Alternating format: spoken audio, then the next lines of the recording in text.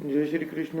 मैं कुछ मुद्राएं और कुछ योगिक क्रियाएं आपके साथ साझा करने वाला हूँ। और इसमें सबसे पहले मुद्राओं में जालंधर बंध से शुरुआत करेंगे। हालांकि मैं महामुद्रा से शुरू करना चाह रहा था, पर महामुद्रा में जालंधर बंध लगाया जाता है, तो इसलिए जालंधर बंध से ही शुरू कर रहे हैं।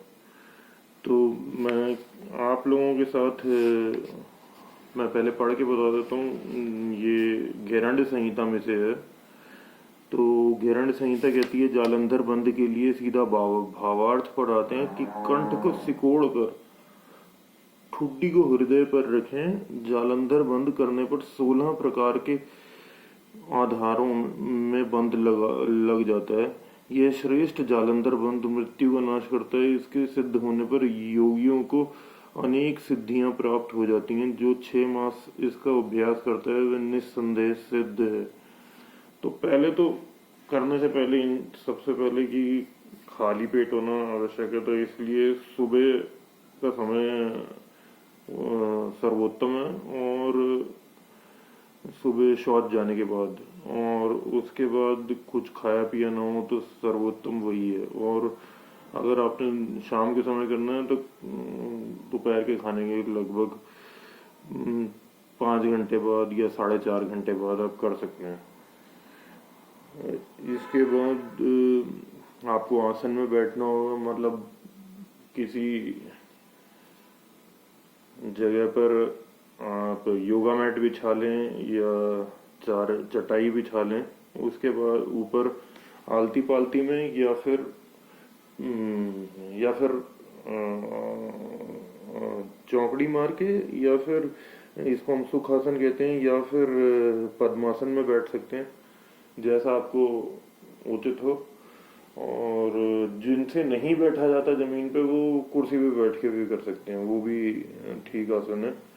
और उसके बाद पीठ जितनी हो सके सीधी हो, तो ऐसे पीठ सीधी हो। अब उसमें कंठ को सिकोड़ना है और ठुड्डी को हृदय पे लगाना है। तो और क्योंकि अंदर नीचे जब जाता है तो सांस बाहर जाना चाहिए, तो फिर उसको यूं ही सांस पहले अंदर फिर बाहर।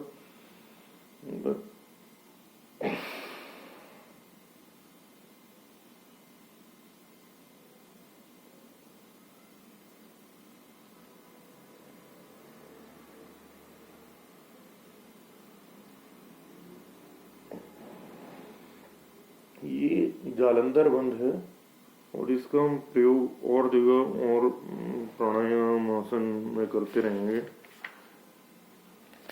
तो अभी हम महामुद्रा लगाते हैं। महामुद्रा के बारे में लिखा है कि गुदा द्वार से बाएं पैर की एड़ी को पूर्ण प्रयत्न से दबाकर और उसके दाहिने पैर को फैलाकर, और उसके बाद दाहिने पैर को फैलाकर पैर के अंगूठे से पकड़ें तथा कंठ को संकुचित करके अर्थात जालंधर बंद लगाकर भुवों के बीच में देखें। इस प्रकार इस मुद्रा को महामुद्रा कहा जाता है। तो इसमें नासाग्रह दृष्टि यानी ध्यान भी लगाया जा रहा है, जो श्री कृष्ण ने गीता में कहा है। तो ऐसे बाएं पैर की एड़ी को गुदा द्वार से यहाँ से दबाना है, यूं ऊपर बैठ जाना है, और ये सीधा पैर रख के इस पैर के दाएं पैर के अंगूठे को पकड़ना है। इसके बाद जो आपका कंठ को सिकोड़ के अर्थात ठुड्डी को हृदय पर लगाएं, यहाँ पे लगाएं, अर्थात जालंधर बंद लगाएं।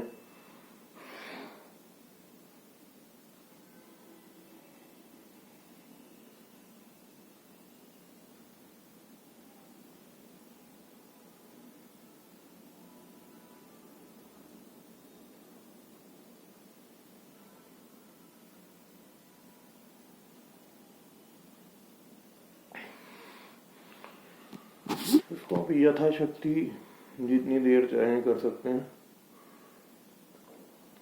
लेकिन अपने ऊपर प्रेशर, अपने ऊपर स्ट्रेस नहीं डालना चाहिए। बिना स्ट्रेस के जितनी देर चाहे वो कर सकते हैं। और ये जैसे जैसे व्यक्ति रोज रोज करता रहेगा तो सिद्ध होता जाएगा। और इससे कोई कह सकता है कि रोगों से मुक्ति कैसे मिलेगी। रोगों से मुक्ति इस प्रकार मिलेगी कि इससे स्ट्रेस लेवल्स आपके कम होंगे और इम्यून लेवल्स बढ़ जाएंगे। तो रोगों कम होने का यही मैकेनिज्म है। इसके अतिरिक्त हम एक नभो मुद्रा देखेंगे। नभो मुद्रा सरल है और कभी भी कर सकते हैं। नभो मुद्रा करने के लिए योगी किसी भी समय विद्यमान हो, कुछ भी कर रहा हो, सभी समय वह जीभ को ऊपर करके प्राण वायु को रोके। इसके अभ्यास से सभी रोग दूर हो जाते हैं। तो इसके करने के लिए कोई विशेष समय नहीं है। ये आप खाने के बाद भी कर सकते हैं, खाने से पहले भी कर सकते हैं। तो इसमें कोई ज़्यादा विशेष प्रतिबंध नहीं है। और इसमें आप ये जीभ को ऊपर के तालू को लगाना है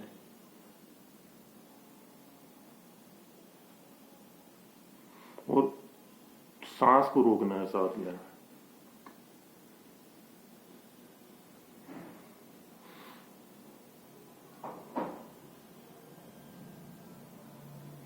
दूसरे को पता भी नहीं चलेगा कि आपने किए हुए।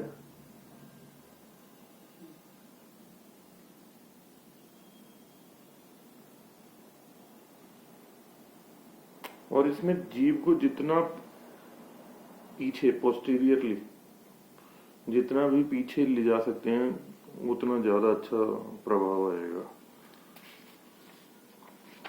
इसके अलावा ये 2 मुद्राएं हैं। और इसके अलावा अभी हम नासाग्र दृष्टि, जिसमें हमने अभी महामुद्रा लगाते टाइम भी उस समय हमने अपने भौहों के बीच में देखा था। लेकिन अब अलग से जो गीता में एक श्लोक में श्री कृष्ण ने भी कहा है, उसी नासाग्र दृष्टि को थोड़ी देर उसकी प्रैक्टिस करने वाले हैं।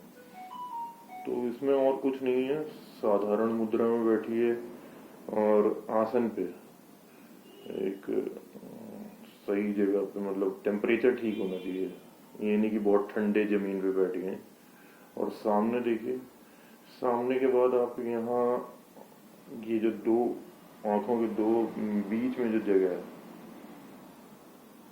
इसमें देख सकते हैं, या फिर नासिका के टिप पे, यहाँ पे नाक की टिप को देख सकते हैं। जो गीता में कहा गया वो नासिका की टिप को नासाग्र दृष्टि यानी ध्यान कहा गया।